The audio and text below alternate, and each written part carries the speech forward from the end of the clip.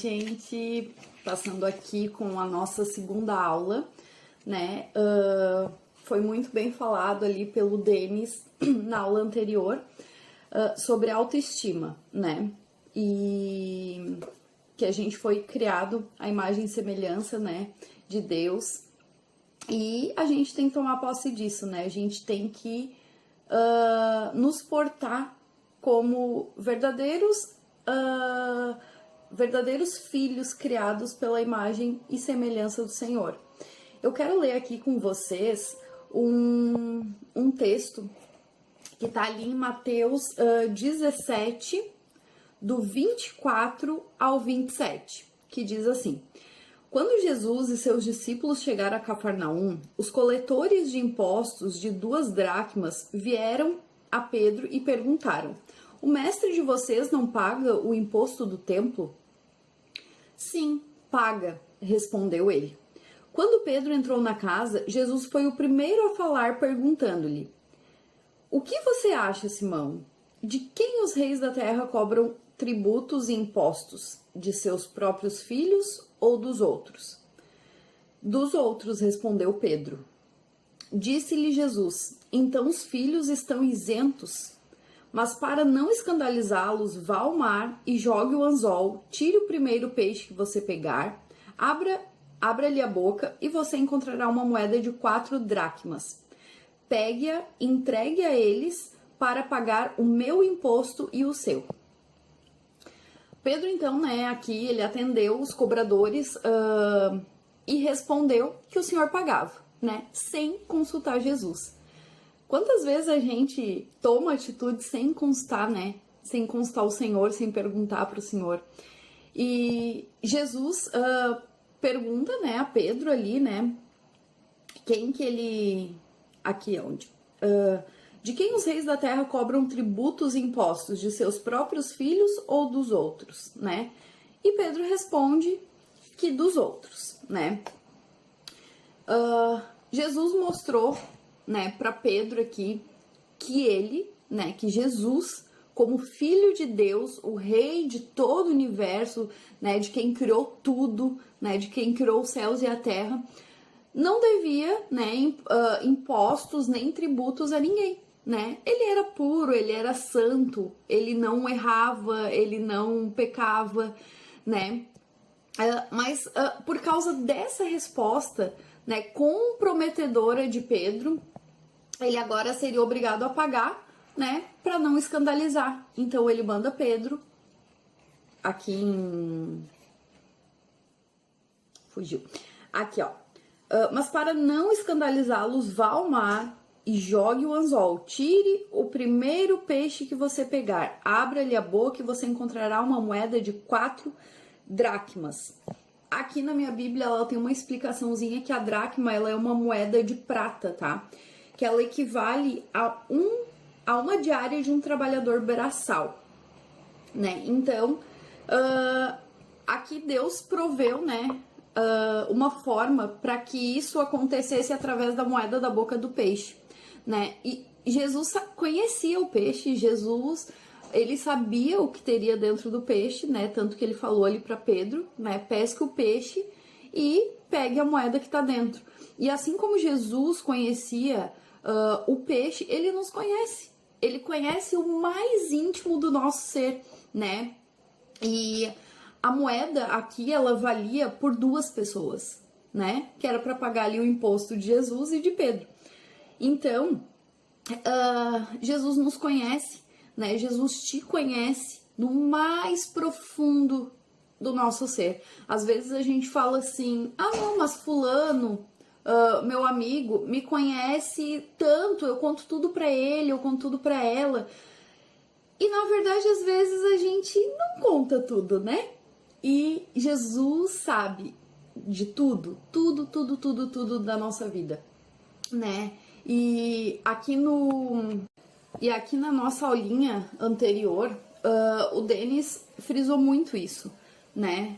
Que a gente tem valor para Deus, né? Que Ele nos conhece, que, enfim, que a gente foi feito à imagem e semelhança, como eu falei no início aqui do vídeo, né? E só que às vezes a gente esquece disso, né? A gente fica dando atenção para o que os outros vão falar, a gente se preocupa com o que os outros vão pensar, com o que os outros vão achar.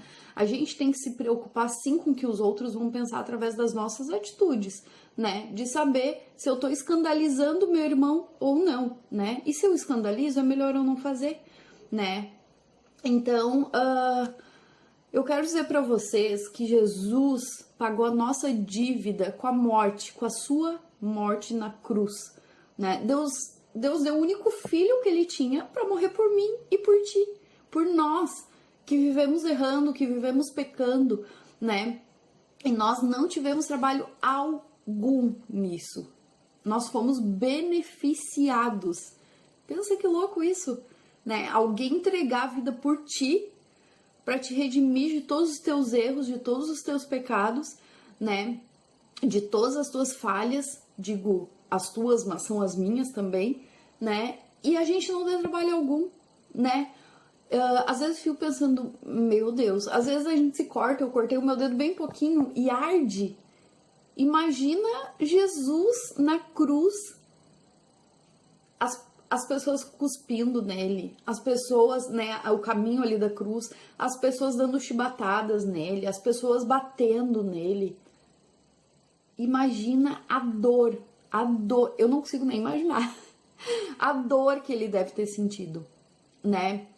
Então, que vocês possam ficar firmes, sabe? Firmes em Jesus, sempre lembrando que Ele nos resgatou, Ele nos redimiu, né?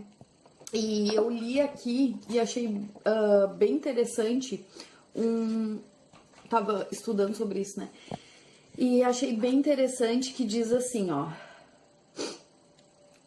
este fato profético aponta para uma realidade espiritual profundamente abrangente, que está relacionada ao projeto de salvação do homem. Jesus foi enviado a este mundo como homem e durante toda a sua vida nunca deveu nada a ninguém. Ele nunca cometeu pecado ou falta alguma diante dos homens, nem diante de Deus. Mas por causa do homem que pecou contra o Pai, desobedecendo a sua palavra, né? Nós que desobedecemos a sua palavra, começando lá pelo Jardim do Éden, a história da maçã, Adão e Eva, a serpente, desobedecendo a sua palavra, Jesus teve que assumir uma dívida que não era sua. A dívida não era de Jesus, assim como eu falei, a dívida era nossa. Nós devíamos estar ali na cruz, né? E por causa da atitude do homem que agiu por conta própria, transgredindo contra Deus, é que o Senhor Jesus teve que pagar o alto preço da dívida que na verdade era nossa. Na qualidade de pecadores, nós tornamos alheios e devedores e não filhos isentos. Jesus tomou sobre si toda a nossa culpa e enfrentou sozinho a condenação, como o único meio de nos libertar do escândalo do pecado por nós cometido. Foi a forma de pagamento provida por Deus em nosso favor. As humilhações sofridas, as perseguições, as privações, o desespero, a violência dos bofetões e cusparadas, a fronte rasgada pelos espinhos da coroa, a mão e os pés dilacerados pelos cravos e tantas outras formas de sofrimento e dor foram experimentados pelo Senhor Jesus por causa de nossas atitudes, palavras e pensamentos. Deus permitiu que o seu Filho unigênito sofresse, o unigênito é único, sofresse por tudo isso. Ele só não permitiu que os seus ossos e estruturas do seu corpo fossem quebrados, pois ele representa a estrutura da igreja como corpo de Cristo. A igreja pode ser perseguida e afligida, mas nunca desestruturada. Ela não pode caminhar manquejando ou coxeando, mas ereta e firme. E isso também traz agora em relação ao tempo que a gente passa, né? E a igreja ela pode ser perseguida, né? Como tá acontecendo já. E não, né? Não só aqui, mas em vários lugares. Mas ela nunca vai ser desestruturada, né? Porque nós, eu, tu, a gente é corpo de Cristo, né? E eu vim trazer essa reflexão para vocês, essa aulinha, né? Para vocês refletirem aqui em Mateus 17, do 24 ao 27, né? Ler esse texto, ver o que vocês entendem. E eu quero deixar algumas perguntas aqui para vocês referente a essa segunda aula, referente à primeira aula do Denis ali sobre autoestima. E eu quero que vocês respondam, tá? E depois me mandem, tá? Primeiro eu quero que vocês relatem de forma escrita alguns conflitos pessoais de vocês, tá? Negativos e positivos, tá? Eu não gosto de falar muito negativo, eu digo pontos a melhorar, né? O que vocês têm de positivo, que vocês...